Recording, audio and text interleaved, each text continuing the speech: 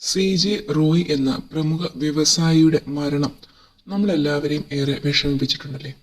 പല യുവജനങ്ങൾക്കും ഒരു ഉത്തമ മാതൃകയായിരുന്നു ഈ ഒരു ബിസിനസ്മാൻ.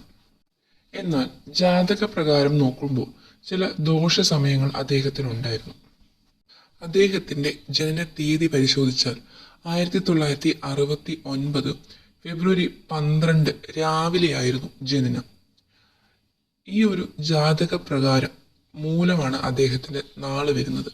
മൂലം നാളിന്റെ പ്രത്യേകത അറിയാലോ.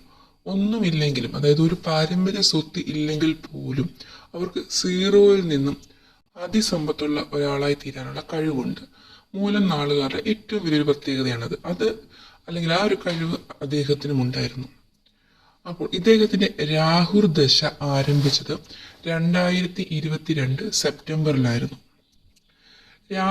രാഹുവിന്റെ അപഹാരം കഴിഞ്ഞ് രാഹുൽ പാപവ്യാഴത്തിന്റെ അപഹാരം, അതായത് ഗുരു ചണ്ടാള യോഗദശ എന്നറിയപ്പെടും.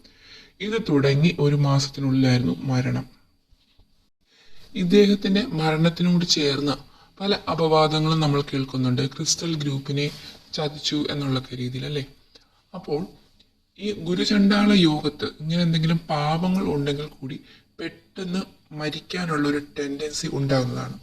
അദ്ദേഹം മറ്റാരെങ്കിലും ചതിച്ചോ ഇല്ലയോ എന്നുള്ളതിൽ ഒരു വ്യക്തത വന്നിട്ടില്ലെങ്കിലും ഗുരുചണ്ടാള യോഗത്തിൽ മരണത്തിന് വേണ്ടിയിട്ട് നമ്മൾ ഒരുപാട് ആഗ്രഹിക്കുന്ന സമയമാണ്. പെട്ടെന്ന് തന്നെ നമ്മുടെ ജീവൻ എടുക്കുന്ന ഒരു സമയമാണ് ഗുരുചണ്ടാള യോഗം എന്ന് പറയുന്നത്.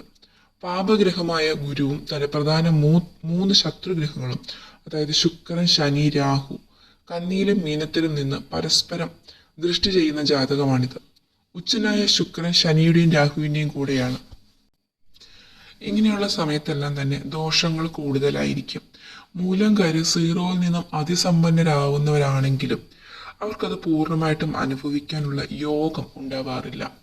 അതായത് ചെറുപ്പത്തിൽ ഒരുപാട് സ്ട്രഗിൾ ചെയ്തിട്ടുണ്ടാവും, ഒരുപാട് ഇൻസൾട്ട് നേരിട്ടിട്ടുണ്ടാവും. അതിൽ നിന്നെല്ലാം അവർ ഉയർന്നു വരും അവരുടേതായ അധ്വാനം കൊണ്ട്.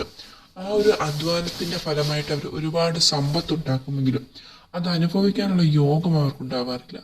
മറിച്ച് അവരുടെ മക്കൾക്കാണ് ഇത് അനുഭവിക്കാൻ യോഗം കൂടുതൽ.